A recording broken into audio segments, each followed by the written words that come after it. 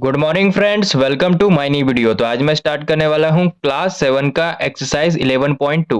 Question number 1 में दिया हुआ है using laws of exponents simplify and write the answer in exponential form. कहने का मतलब है हमें लॉ ऑफ एक्सपोनेंट का यूज करते हुए सिंप्लीफाई करना है और एक्सपोनेंशियल फॉर्म में आंसर देना है। तो क्वेश्चन को सॉल्व करने से पहले कुछ इंपॉर्टेंट फॉर्मूला है, उसे यहाँ पर लिखते हैं। ए का पावर m इंटू ए का पावर n, इसका फॉर्मूला हो जाएगा ए का पावर m प्लस n। ठीक है। अगर नीचे का नंबर सेम रहे और पावर अलग अलग हो तो वहां पर ये वाला फॉर्मूला यूज करेंगे। अब ए की जगह कोई भी नंबर हो सकता है, 1 2 3 4 5, कोई भी नंबर ए की जगह हो सकता है। ठीक है। नेक्स्ट फॉर्मूला यहाँ पर लिखते हैं ए का पावर m डिवाइड ए का पावर n। ठीक है, तो इसका फॉर्मूला हो जाएगा ए का पावर m माइनस n। अगर नीचे का नंबर सेम रहे और पावर अलग अलग हो लेकिन डिवाइड का साइन हो तो वहां पर ये वाला फॉर्मूला यूज करेंगे। मल्टीप्लाई का साइन रहेगा तो यहाँ पे प्लस होगा, डिवाइड का साइन रहेगा तो यहाँ पे माइनस का साइन होगा। ठीक है। नेक्स्ट फॉर्मूला यहाँ पे लिखते हैं ए का पावर m और इसके ऊपर एक और पावर है n। ठीक है, यानी पावर के ऊपर पावर लगा हुआ रहेगा तो वहां पर ये वाला फॉर्मूला यूज करेंगे ए का पावर m इंटू n। ठीक है। अब ए के जगह कोई भी नंबर हो सकता है, m के जगह कोई भी नंबर हो सकता है और n के जगह भी कोई नंबर हो सकता है। ठीक है। नेक्स्ट फॉर्मूला यहाँ पे लिखते हैं ए का पावर m इंटू बी का पावर m। तो इसका फॉर्मूला हो जाएगा a इंटू बी, ब्रैकेट बंद करेंगे और पावर में यहाँ से एक m ले कॉमन ले लेंगे m। ठीक है। अब देखो अगर नीचे का नंबर अलग अलग हो और पावर सेम हो दोनों में तो वहां पर ये वाला फॉर्मूला यूज करेंगे। अब ए की जगह कोई भी नंबर हो सकता है और बी की जगह कोई भी नंबर हो सकता है। ठीक है। तो यहाँ पर जो सारा जो इंपॉर्टेंट फॉर्मूला लिखा है इसे याद कर लेना, फिर क्वेश्चन को सॉल्व करना। क्वेश्चन नंबर 1 में दिया हुआ है 3 का पावर 2 इंटू 3 का पावर 4 इंटू 3 का पावर 8। देखो नीचे का नंबर सारा सेम है, सभी के पास 3 है लेकिन पावर अलग अलग है तो वहां पर ये वाला फॉर्मूला यूज करेंगे। क्या है फॉर्मूला? ए का पावर m प्लस एन। ए यानी 3 है तो यहाँ पर 3 लिखेंगे, m प्लस एन तो यहाँ पर जितना भी पावर है इसे ऐड कर देंगे, 2 प्लस 4 प्लस 8, 3, 4 प्लस 8 12, 12 प्लस 2 14।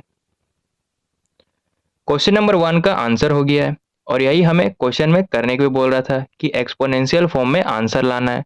तो देखो एक्सपोनेंशियल फॉर्म में आंसर ले आए। बाकी क्वेश्चन इसी तरह सेम सॉल्व करेंगे। क्वेश्चन नंबर 2, देखो नीचे का नंबर सेम है लेकिन पावर अलग अलग है और डिवाइड का साइन है तो वहां पर ये वाला फॉर्मूला यूज करेंगे ए के पावर m माइनस एन। ए की जगह 6 होगा, m की जगह 15 होगा, माइनस का साइन देंगे यहाँ पे और n के जगह 10 लिखेंगे। अब आगे सॉल्व करेंगे। 6, 15 में 10 माइनस करेंगे तो 5 आएगा। देखो एक्सपोनेंशियल फॉर्म में आ गया है तो क्वेश्चन नंबर 2 का आंसर हो गया। क्वेश्चन नंबर 3 को अब सॉल्व करेंगे।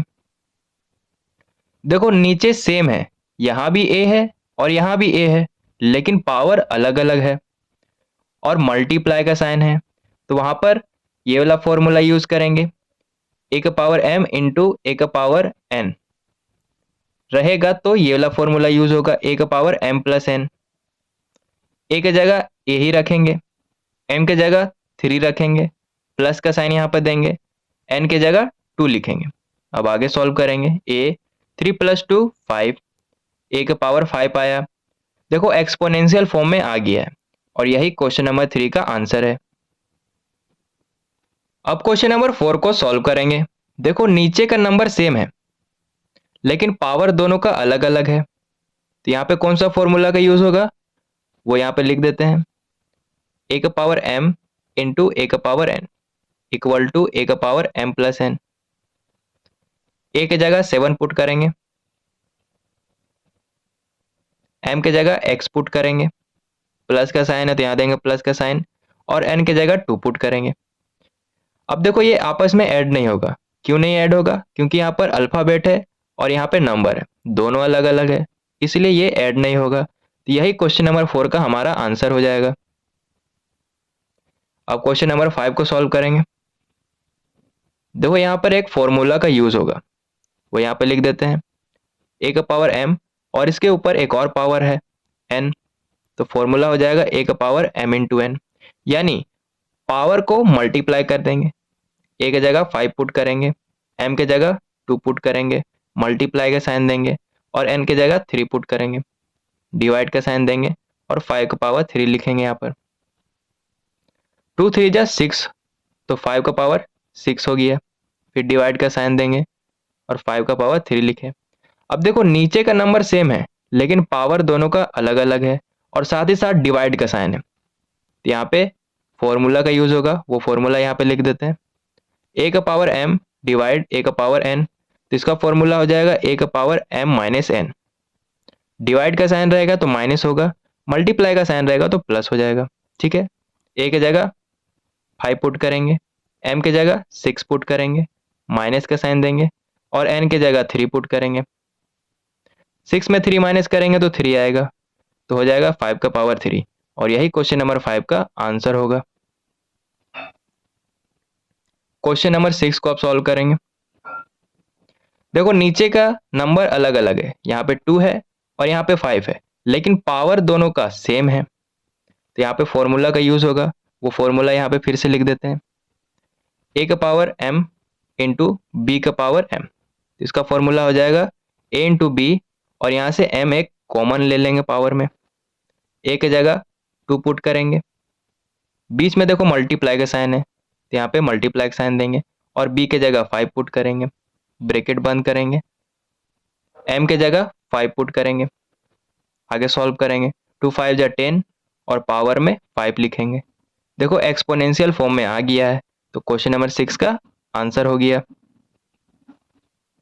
अब क्वेश्चन नंबर 7 को सॉल्व करेंगे। देखो यहाँ पे ए है और यहाँ पे बी है, दोनों अलग अलग अल्फाबेट है लेकिन दोनों का पावर सेम है। यहाँ पे वही फॉर्मूला यूज करेंगे जो क्वेश्चन नंबर 6 में यूज किए हैं। यहाँ पे फिर से लिख देते हैं, ए का पावर m इंटू बी का power m equal to a b का पावर m। ठीक है, ए की जगह ए ही पुट करेंगे, बी की जगह बी ही पुट करेंगे और पावर में m की जगह 4 लिखेंगे। देखो क्वेश्चन नंबर 7 का आंसर हो गया है। अब क्वेश्चन नंबर 8 को सॉल्व करेंगे। यहाँ पे फॉर्मूला यूज होगा, वो फॉर्मूला यहाँ पे लिख देते हैं, ए का पावर m और इसके ऊपर फिर से पावर लगा हुआ n।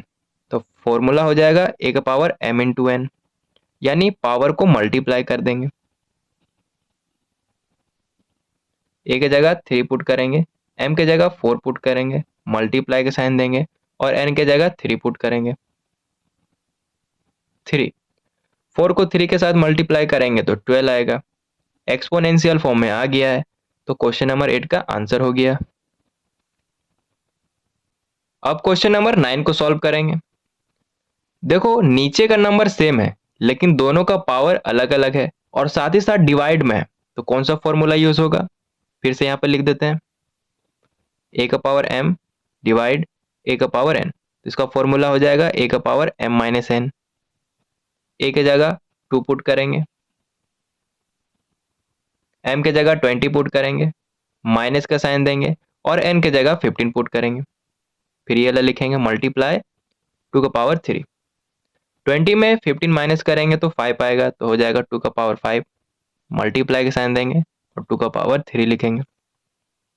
देखो नीचे का नंबर सेम है लेकिन पावर दोनों का अलग अलग है और साथ ही साथ मल्टीप्लाई का साइन है, तो कौन सा फॉर्मूला यूज होगा, फिर से यहाँ पर लिख देते हैं, ए का पावर m मल्टीप्लाई ए का पावर n। तो इसका फॉर्मूला हो जाएगा ए का पावर m प्लस एन।